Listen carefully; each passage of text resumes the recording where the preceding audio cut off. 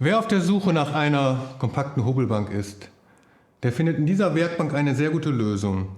Wir haben diese Werkbank bei Bilthow entwickelt, vor allem natürlich für die Holzbildhauerei, aber auch für jeden anderen Holzhandwerker bietet die echt tolle Möglichkeiten. In ihrer Bauweise ist sie relativ klein, aber sie hat eben doch auch eine gute Fläche, wo man schon viele Projekte verwirklichen kann.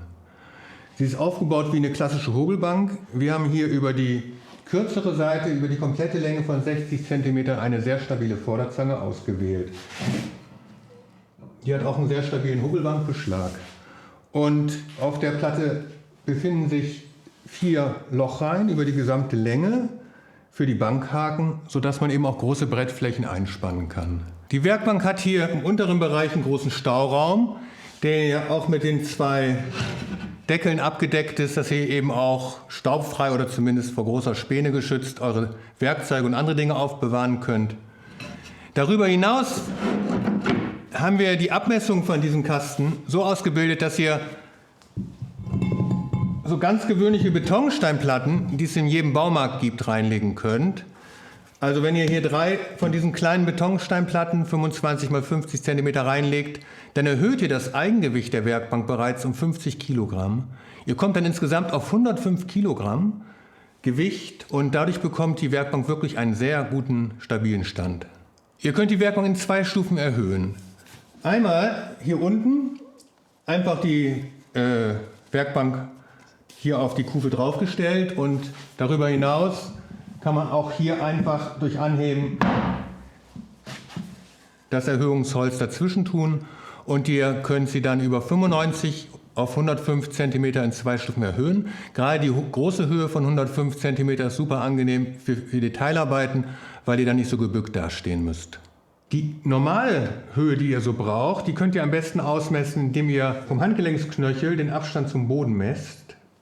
Bei mir sind das so etwa 95 cm. Jetzt sind wir hier auf 1,5 Meter, also um weitere 10 cm höher gegangen.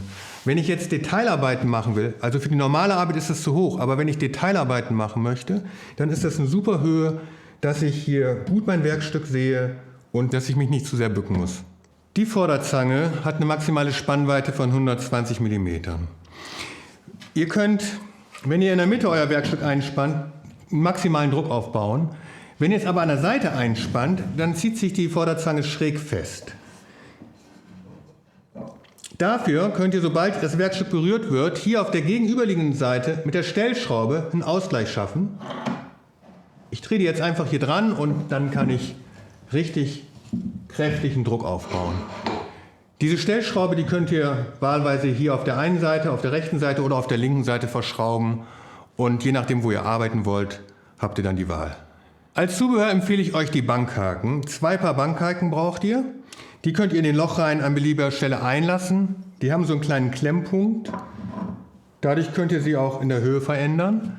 Und da wird zwischen den Bankhaken etwas eingespannt und dann über die Vorderzange geklemmt. Dann gibt es noch die Steckschraubzwinge. Die wird hier mit dem Schaft in einer der Bohrungen dieser Lochreihen einfach eingesteckt. Ich habe jetzt hier mal eine unförmige Skulptur und hier kann ich den Druck von oben aufbauen. Und wenn ich die festdrehe, keilt sich die Steckschraubzwinge in der Bohrung richtig fest und ihr könnt dann hier auch an eurer Skulptur weiterarbeiten. Hier habe ich ein schönes Zubehör, wo ihr eure Werkzeuge gut aufbewahren könnt. Hier hinten an der Arbeitsplatte könnt ihr die Leiste entfernen und dann diese Werkzeuglade einstecken. Und ihr habt dann 9 Fächer in dieser Werkzeuglade, wo ihr eure Schnitzeisen oder eben auch eure Stechbeitel einfach einsteckt und einen guten Zugriff habt an eurem Arbeitsplatz. Bei unserem Holzbildhauerbock haben wir euch gezeigt, wie ihr diesen Bildhauergalgen einsetzen könnt.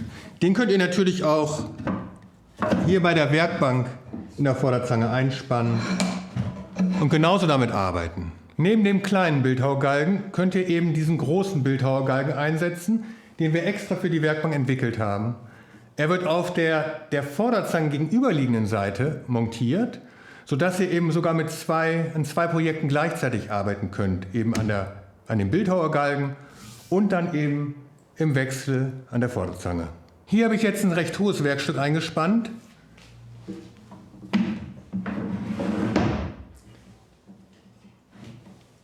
Und wenn ich das eben ganz nach unten ablasse, dann kann ich selbst bei dieser Länge noch bequem hier oben an dem Kopfholz arbeiten.